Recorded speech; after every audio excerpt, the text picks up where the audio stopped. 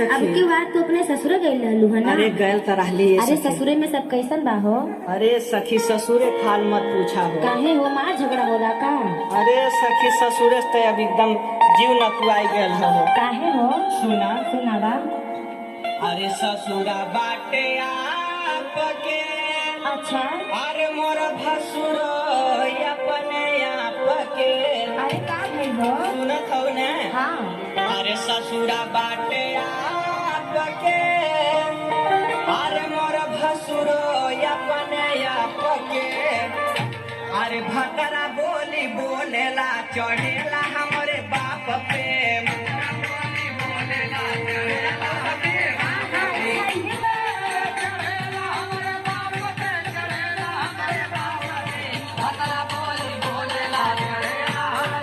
के अरे मारे लेना नदिया सासुई के मुहवा ताकी के। मारे लेना नदिया सासुई के मुहवा ताकी के। मारे लेना नदिया सासुई के मुहवा ताकी के। सासुई के मुहवा ताकी के। सासुई के मुहवा ताकी के। मारे लेना नदिया सासुई के मुहवा ताकी के। मारे लेना नदिया सासुई के मुहवा ताकी के। बताइए सके देखत देखत हमार जीव नकुआई जाला हो। सुना सुनावा।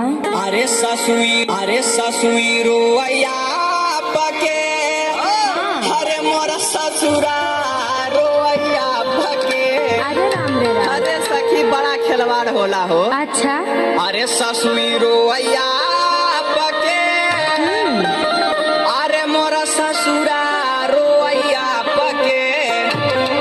अरे देखी खेलवाड़ा सखी खिड़की से झाँक के।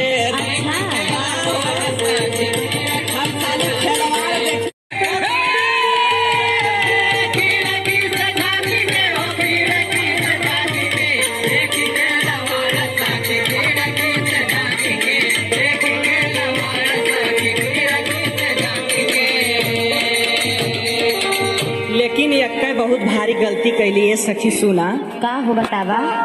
अरे मुन्ना मतलबी के, अरे मनली ना सखी बात के।